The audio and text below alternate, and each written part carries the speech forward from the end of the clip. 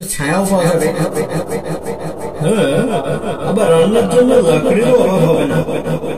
ইয়াল্লা লাশ লাশ লাকড়ি লাশ, ইয়াল্লা ইয়াল্লা ইয়াল্লা ইয়াল্লা, কি ভয়ঙ্কর! আরে একটা তাজা জীবনকে কেড়ে নিয়েছে রে। কার বুকটা খালি করলো কে জানে, নিশ্চয়ই কারো ছেলে কারো ভাই ছিল। আরে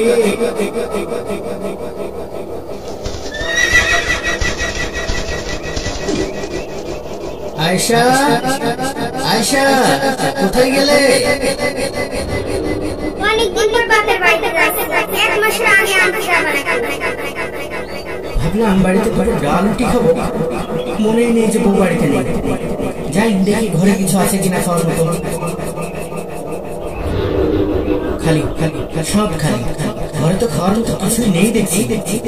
ভাবলাম রাতটা কোনো মতো চালিয়ে কালকে বাজারে যাবে, তা তো আর হবে না। এখনই গঞ্জে যেতে হবে সবাই সাথে, এপারে হলেও হয়, আবার যেতে হবে সেই নদীর ওই পারে। Here's a look at my week on Facebook here. Monday morning, I play puzzle games. On Tuesday, এই দাঁড়া দাঁড়া দাঁড়া দাঁড়া, নৌকাটা ছেড়ে দিল রে।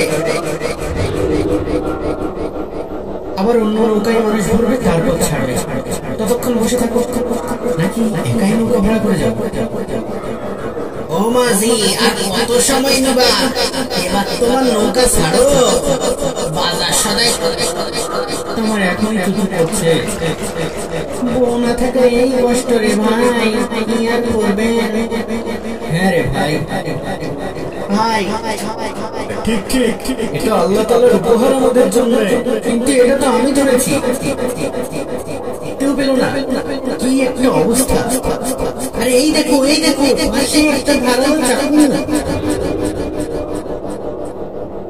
নিশ্চিত এই চাকু দিয়েই হত্যা করা হয়েছে, এখনো রক্ত লেগে আছে। হ্যাঁ এই যে মৃত লোকটির নাম রহিম। আমরা একই কাফেলায় ছিলাম, ব্যবসার জন্য বাগদাদ যাচ্ছিলাম। আর তাছাড়া আমরা তো একই কাফেলার যাত্রী, এক সময় দিয়ে দেবেন। তাহলে ঠিক আছে।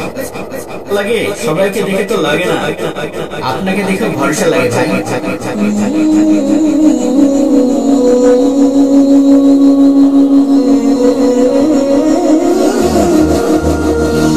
তারপর কয়েকটা দিন পেরিয়ে যায়, এদিকে আমরাও বেশ ভালো বন্ধু হয়ে উঠি। সেদিনে জনমানবহীন নদীর পথ দিয়ে হাঁটার সময় সন্ধ্যা হয়ে আসে। এই পথে রাতের বেলায় যাত্রা করা মোটেও ঠিক হবে না, পথে ডাকাত হামলা করতে পারে।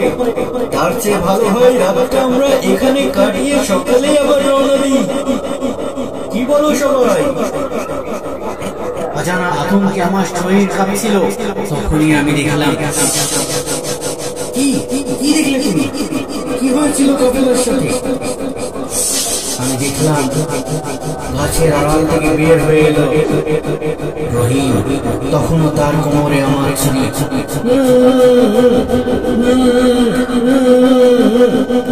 তো নড়াচড়া করে কোনো লাভ নেই বন্ধু, বাঁধন খুলতে পারবে না, আওয়াজও বের হবে না। এই যে কাপড়,